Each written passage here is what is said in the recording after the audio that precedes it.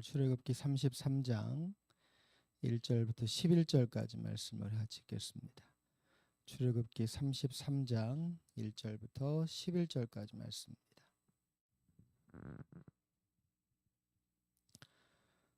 출애굽기 33장 1절부터 11절까지 말씀을 우리 천천히 말씀을 하지 있겠습니다.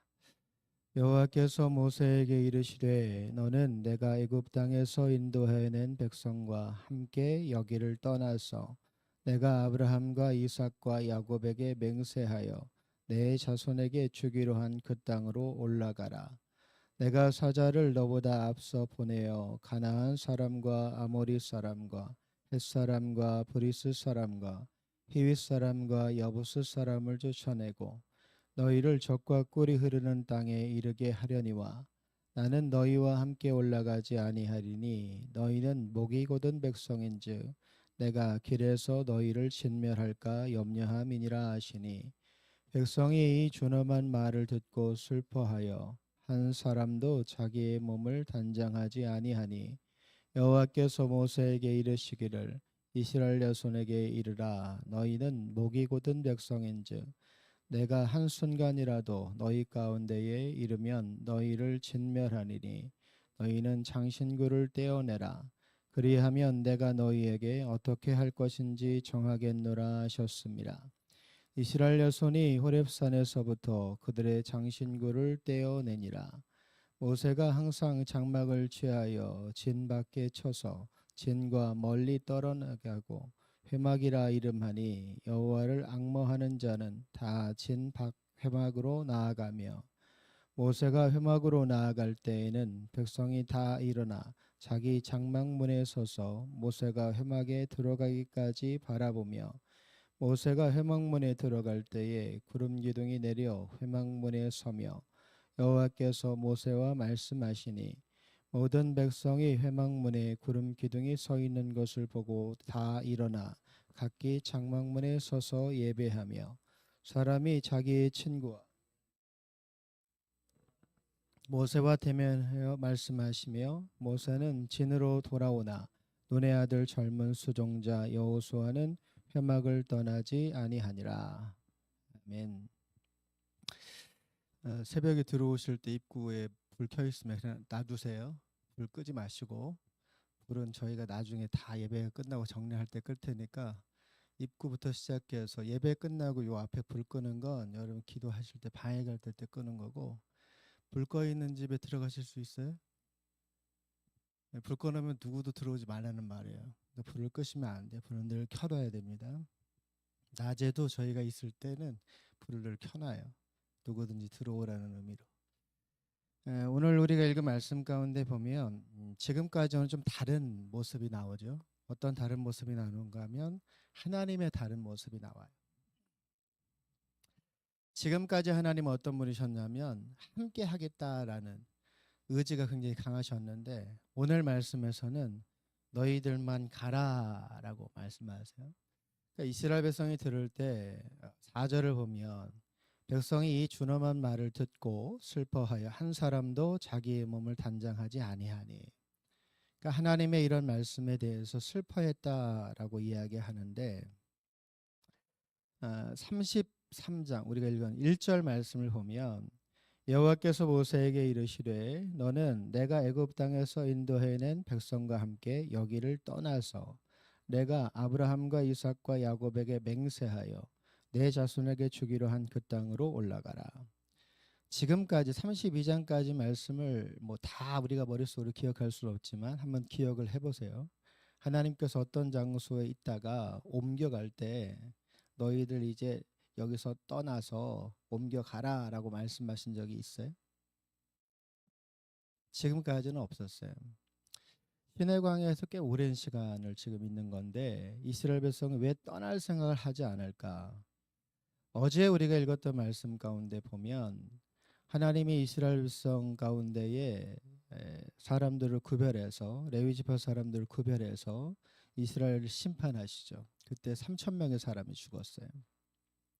그러니까 이 시내 광야에 지금 누가 묻혀 있는 것인가 하면 내 가족, 내 자녀, 내 부모, 내 이웃이 묻혀 있는 거예요. 그러니까 그곳을 떠나기가 쉽지 않았다라는 의미도 있을 테고, 또 하나는 이제부터 한 걸음 옮겨가는 것이 두려운 거예요. 하나님 말씀하시지 않았는데 우리가 스스로 뭔가를 행동을 취한다라고 하는 것 자체가 두렵기 시작해요.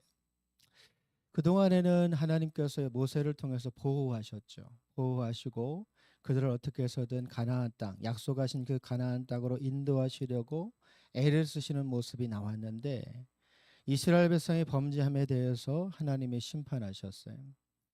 지금까지의 심판과 이 금송아지 사건의 심판은 완전 질이 다른 거예요. 내용 자체가 달라요. 그러니까 그때부터 이스라엘 백성이 하나님을 어떻게 생각하기 시작하는가 하면 두려워하기 시작해요. 자, 3절 하나님 말씀하시는 표현을 보면, 너희를 적과 꿀이 흐르는 땅에 이르게 하려니와 나는 너희와 함께 올라가지 아니하리니. 아, 하나님 입장에서 내가 너희와 함께 올라가지 않을 거야 라고 한다면 이건 동행의 의미가 아니죠. 어떻게 보면 관망이에요. 너희들은 가, 나는 보고 있을 테니, 이런 뜻이에요. 그렇다면 이 말을 듣는 이스라엘 백성의 입장은 뒤로 하고 이 말씀을 하시는 하나님의 입장을 생각해 보면, 하나님은 왜 같이 안 가시느냐? 너희는 목이 곧은 백성인즉 내가 길에서 너희를 진멸할까 염려함이니라 하시니. 그러니까 내가 너희와 계속 같이 간다면 지금 이것이 반복될 텐데, 그러면 나는 너희를 진멸할 수밖에 없다. 하나님의 분명한 의지를 표현하시는 거예요. 하나님께서 말씀하신 걸 이스라엘 백성 스스로 고백했어요. 그 말씀과 명령과 규례와 법도를 지켜 행하겠다, 스스로 이야기했어요. 그것을 지키지 못함에 대해서 하나님 뭐라고 말씀하시는가 하면, 너희가 말한 것도 지키지 못하면 나는 너희와 함께 할 수 없다라고 말씀하시는 거예요. 그러니까 이런 모습을 가만히 생각해 보면, 우리가 지금 이 시대에 아무리 뭐 과학이 발달하고 뭐 문명이 발달했다라고 하더라도 하나님을 향한 우리의 신앙은 이때나 지금이나 다를 바가 없어요. 그러면 하나님은 우리에게 지금도 뭐라고 말씀하시는가 하면, 우리가 하나님의 말씀을 지켜 행하지 않으면 하나님이 우리와 동행할 수 없다라고 말씀하시는 거예요. 똑같아요. 이 모습에 대해서 이스라엘 백성이 어떻게 반응하는가 하면, 4절, 백성이 이 준엄한 말씀을 듣고 슬퍼하며 한 사람도 자기 몸을 단장하지 아니하니. 우리나라 장례 문화도 마찬가지인데, 어느 나라의 장례 문화도 장례를 치를 때 상주 혹은 가족들이 자기 몸을 치장하는 경우는 없어요. 그러니까 몸을 단장하지 않는다라고 하는 것이, 자기의 슬픔을 표현하는 것이기도 하고, 그 다음에 5절 말씀을 보면 단장하지 않는 정도가 아니라 뭐까지 말씀하시는가 하면, 여호와께서 모세에게 이르시기를 이스라엘 자손에게 이르라, 너희는 목이 곧은 백성인즉 내가 한순간이라도 너희 가운데에 이르면 너희를 진멸하리니 너희는 장신구를 떼어내라. 그리하면 내가 너희에게 어떻게 할 것인지를 정하겠노라 하셨습니다. 장신구도 떼어내라 라고 이야기하는데, 이유는 크게 생각해 보면 두 가지인데, 장신구의 출발이 우상숭배의 시작입니다. 그러니까 우리가 가지고 있는 모든 장신구들은 어떤 신앙적 표현의 도구예요. 그러니까 그것들 그렇게 시작을 했어요.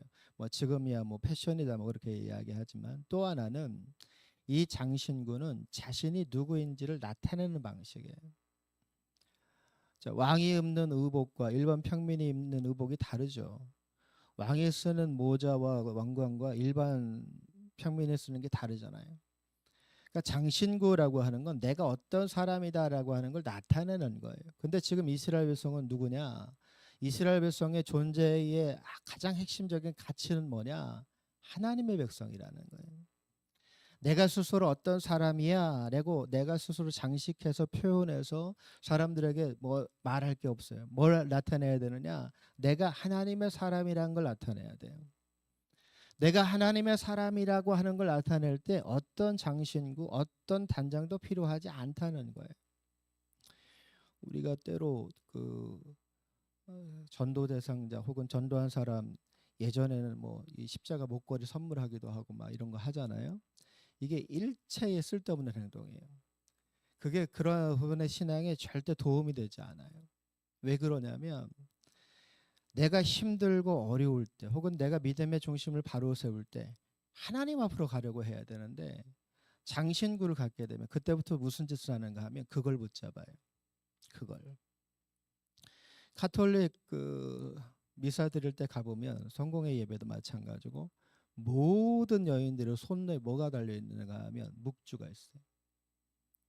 기도할 때 그 묵주를 붙잡고 기도해요.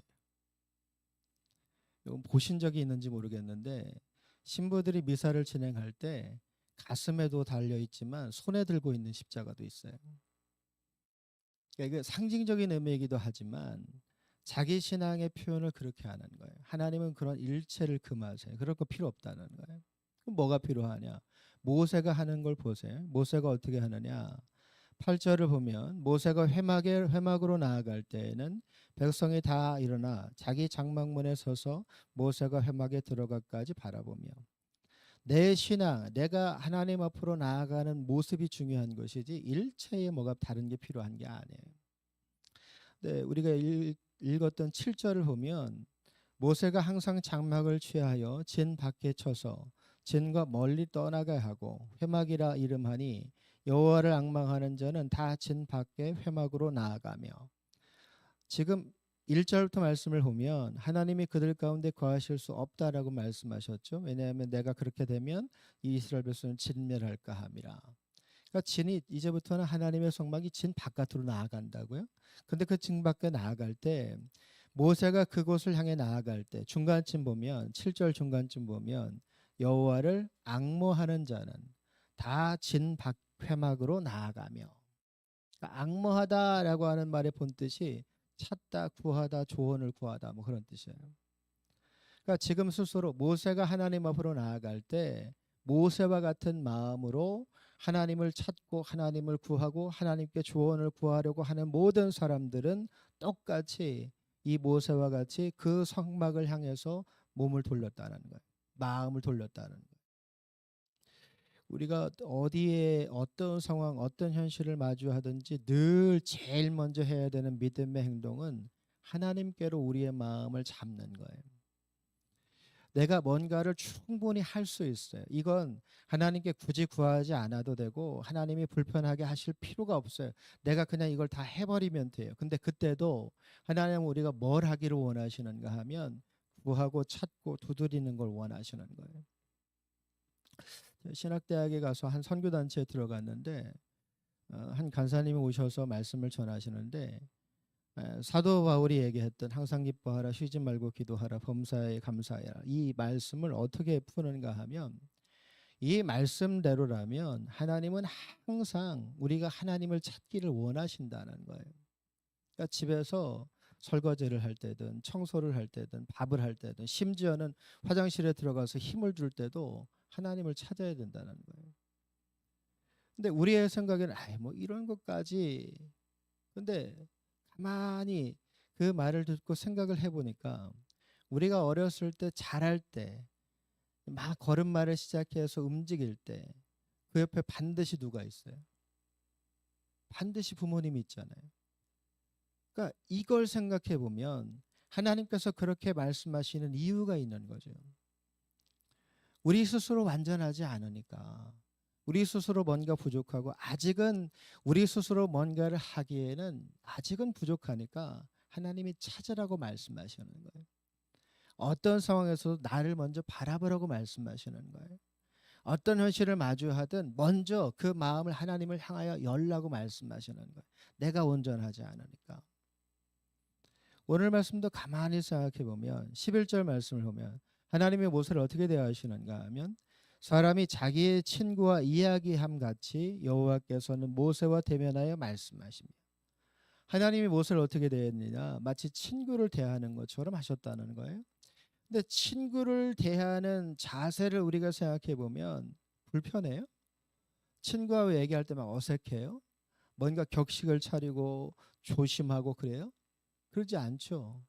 지금 하나님께서 원하시는 관계는 어떤 관계인가 하면 아주 편안한 관계를 원하시는 거예요. 그런데 이 편안한 관계의 출발이 뭐냐? 가장 기본적인 예의예요. 예의. 우리가 하나님을 향해서 지켜야 될 예의. 아주 기본적인 예의는 하나님이 원하시는 예의의 그 출발점은 어디서든 하나님을 바라보는 거죠.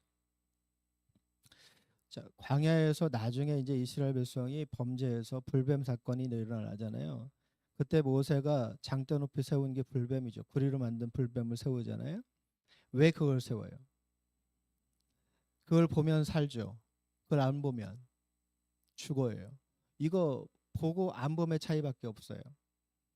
실제로 내가 이걸 본다고 해서 누가 나에게 면역 주사를 놔주고 그 상처를 치유해 주는 게 아니에요. 아주 단순한 거예요. 내가 저걸 보면 살고 안 보면 죽어요. 그러니까 바라봄의 차이인 거예요. 자, 예수님 십자가에 못 박혀 돌아가실 때 십자가가 다른 사람보다는 높이 있죠. 그러니까 그 십자가를 내가 바라보느냐 바라보지 않느냐의 차이점인데, 제가 요즘 생각할 때 조금 그 뭐랄까요, 안타깝다라고 해야 될까요? 안 그러면 조금 너무 교회도 세상의 문화에 너무 따라간다라고 할까요? 예전에 교회 하면 모든 사람들이 머릿속으로 떠올린 건 십자가예요. 뭐 교회 입구에서부터 시작해서 뭐 그 교회 꼭대기까지 모든 부분에 대부분 다 십자가가 상징적으로 다 달려 있었어요.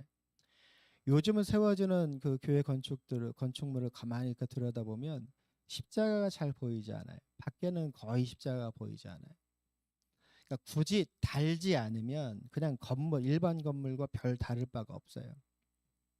근데 예전에 만들어 놓은 중세 시대나 혹은 그 이전에 만들어 놓은 성당들을 보면 한 성당 안에 아무리 작은 시골의 정말 작은 성당이라고 하더라도 그 성당 안에 십자가가 적어도 몇백 개는 돼요. 몇백 개. 근데 이게 왜 이렇게 그 작은 건물 안에 왜 많은 그런 십자가를 둔 거냐면 어디든지 돌아보면 십자가가 보이라고 그렇게 만들어 놓은 거예요. 그 건물에 들어가면 어디든지 눈을 돌리면 그곳에 십자가를 볼 수 있게 만들어 놓은 거라고요. 내가 스스로 안 되니까, 내가 스스로 그 십자가를 바라보지 못하고 하나님을 바라보지 못하니까 사람들이 의지적으로 우리가 이렇게 해서라도 하나님을 바라봐야 돼라고 의지적으로 그렇게 표현을 해놓은 거예요. 물론 이것도 이제 심각하게 표현하면 우상이지만, 오늘 하나님이 모세를 대하시는 모습, 하나님께서 이스라엘에게 말씀하시는 모습을 가만히 생각해 보면 하나님이 정말 원하시는 건 뭐냐면 내 마음을 알아달라라고 하는 게 아니에요. 우리는 죽었다 깨어나도 하나님의 마음 전부를 이해할 수는 없어요. 우리는 죽었다 우리가 자녀들 키우면서 제일 속 터질 때가 언제냐면, 야 그래도 내가 엄마고 내가 아빠인데 네가 내 마음은 알아줘야지, 이 마음이잖아요. 죽었다 깨어나도 못 알아들어요. 하나님의 입장에도 마찬가지예요. 하나님은 지금 내 마음을 알아달라라고 말씀하시는 게 아니에요. 내 마음을 알아주려는 마음을 가지라는 거예요. 그런 태도를 가져라는 거예요. 그런 중심을 가지라는 거예요. 내가 그렇게 해야지. 내가 그렇게 해야지. 내가 그래서 하나님의 마음을 알아야지. 그런 태도와 마음과 중심을 가지라는 거예요. 시간이 지나면 더 이제 심각해지겠지만 아마 10년 정도, 지금부터 시작해서 한 10년 정도가 지나면 아마 한국 교회 내에 직분이라고 하는 게 사라질 것 같아요. 제가 보기에. 왜냐면 안 하려고 그래요. 한 10년도 뭐 어떻게 보면 좀 짧을 수 있지만, 그러니까 제 생각에 워낙에 이제 변화하는 시간들이 빨리 가니까 10년 정도가 지나면 이제 교회 내의 대다수의 봉사는 사라질 것 같고 직분도 사라질 것 같고, 그냥 단순하게 교회는 어떻게 보면 친목단체로 변화될 가능성이 굉장히 농후해요. 지금 이제 우리가 하고 있는 신앙적 태도나 여러 가지 모습들을 생각해 보면 그런 생각이 들어요. 실제로 유럽 교회가 그렇게 변화해 갔고 미국 교회도 한동안 그렇게 변화해 갔어요. 그러다가 미국 교회는 스스로 이러면 안 된다라는 자정 운동이 일어나서 다시 성령 운동이 일어나고 부흥 운동이 일어나서 다시 교회 내에 어떤 회복하려고 하는 모습이 나타나고는 있지만, 미국 교회 내에 지금 사라진 게 뭐냐? 선데이 스쿨, 주일학교가 사라졌어요. 애들이 없다. 애들이 없어요. 주일학교가 없어졌어요, 이제. 그래서 이제 세대 통합 예배, 우리가 가끔 어쩌다 한 번씩 드리는 온 세대 예배처럼 세대 통합 예배로 다 바꿔가고 있어요. 한국 교회도 실제로 현재 서울 경기권에 있는 대다수의 교회들이 온 세대 그런 예배로 예배 자체를 바꾸고 있어요. 이게 어떻게 보면 좋은 것 같은데 조금 나쁜 방식으로 표현하면 그만큼 젊은 세대가 교회에서 떠나가고 있는 거예요. 떠나가고 있다는 표현은 젊은 세대가 교회를 찾지 않고 있는 거예요. 왜 안 찾겠어요? 여기에 은혜가 있고 하나님의 동행하심이 있고 여기에서 뭔가 없는 그런 마음의 평안함과 만족함이 있으면 당연히 찾아오겠죠. 근데 본인들이 느낄 때 세상이 훨씬 더 그렇다는 거 아니에요? 최근에 로마 카톨릭 그 교회에서 AI 시대가 오니까 한 가지를 시험적으로 한 적이 있어요. 이 카톨릭 교회는 1년에 주기적으로 많으면 6번, 적으면 한 3번 정도 주기적으로 자기 죄를 회개하는 신부를 찾아가서 그런 행위를 하는데 AI 시대가 오니까 그 AI로 하여금 사람의 회개함에 대한 답을 하도록 로마 카톨릭 교회에서 그걸 실제로 한 달 동안 실행하기로 마음을 먹고 실제로 실행을 했어요. 시작한 지 일주일도 안 돼서 멈췄어요. 왜 멈췄을 것 같으세요? 뭐가 부정적인 모습이 나와서 그랬을 것 같으세요? 일반 신부가 그 사람의 죄를 듣고 회개함으로 권면해 주는 말과 AI가 얘기해 주는 게 너무 다른 거예요. 근데 지금 여러분 웃으셨는데 AI가 못할 것 같죠? 천만의 말씀이에요. 거기에 들어가서 회개기도 하고 나온 사람들 대다수가 성령을 체험했어요. 은혜를 받았어요. 소위 말하는. 그러니까 로마 카톨릭 교회가 겁이 난 거예요. 우리가 가만히 생각해 보면 지금 우리 스스로가 우리에게 주어진 신앙의 자리에서 삶의 자리에서 내가 하나님을 바라보지 못하고 있으면 내 자녀들은 하나님을 바라볼 가능성이 훨씬 더 적어져요. 내가 살아가는 일상의 자리에서 내가 스스로 하나님을 찾는 그런 모습을 보이지 않으면 우리의 자녀들은 확률적으로 얘기할 때 하나님을 찾을 가능성이 점점 적어지는 거예요. 이상하지 않으세요? 성경을 읽을 때마다 뭐 이상한 거 없으세요? 하나님이 늘 말씀하시는 게 뭐냐면 나는 여기 있어. 나는 너희들 곁에 있어. 나는 너희와 동행하고 있어. 한 번만 하시면 되잖아요. 수없이 반복해서 말씀하세요. 왜 그러죠? 우리가 잊어버리니까. 더 조금 심각하게 말하면 우리가 하나님을 찾지 않으니까. 오늘 하루를 살아가시면서 가만히 생각해 보세요. 내가 스스로 그냥 어느 한순간에 그냥 탁 앉아서 내가 오늘 하나님 앞으로 나아가려고 얼마나 애를 썼지? 내가 하나님 앞에 나아가려고 하는 어떤 행동과 의지가 얼마나 있지? 가만히 돌아보세요. 얼마나 되나? 몇 번이나 되나? 아마 장담할 수는 없겠지만 그리 많지는 않을 거예요. 하루의 시간 속. 그나마 여기 계신 분들은 좀 낫다고 말할 수도 있어요. 이런 새벽에 하루의 첫 시간을 하나님과 동행하려고 하나님을 바라보려고 나왔으니까 하루를 살아가시면서 내 생각과 내 의지가 아니라 하나님의 마음을 한번 생각해 보세요. 나는 요 정도 하나님 앞에 나아가는데 내 곁에 항상 머무시는 하나님이 이런 내 모습을 보실 때 어떤 마음이 드실까?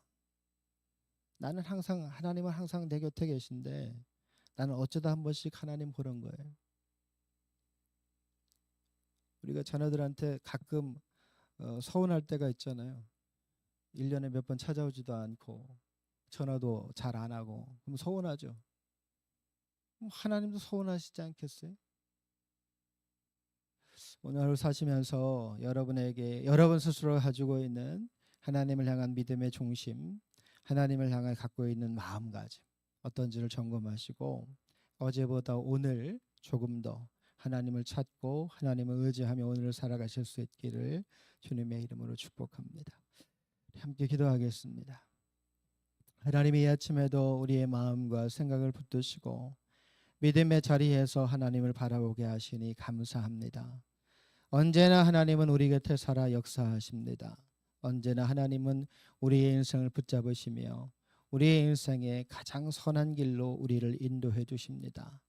오늘도 마찬가지 하나님 우리 곁에 계시며 우리의 인생의 전부를 책임지시며 가장 선한 길로 우리의 인생을 인도하십니다.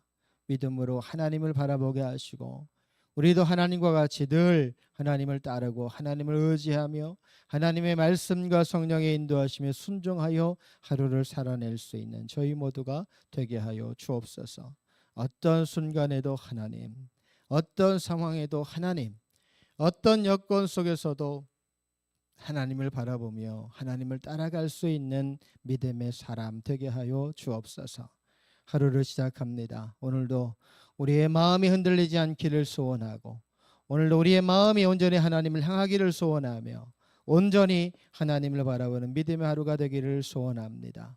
흔들리지 않게 하시고 온전히 하나님의 사람으로 하나님의 말씀과 성령의 은혜 앞에 순종하며 나아가는 믿음의 하루 살게 하여 주옵소서. 이 아침에도 우리와 함께 하심을 믿으며 거룩하신 예수님의 이름으로 기도드립니다. 아멘. 하늘에 계신 우리 아버지의 이름을 거룩하게 하시며 아버지의 나라가 오게 하시며 아버지의 뜻이 하늘에서와 같이 땅에서도 이루어지게 하소서. 오늘 우리에게 일용할 양식을 주시고 우리가 우리에게 잘못한 사람을 용서하여 준 것 같이 우리 죄를 용서하여 주시고 우리를 시험에 빠지지 않게 하시고 악에서 구하소서. 나라와 권능과 영광이 영원히 아버지의 것입니다. 아멘.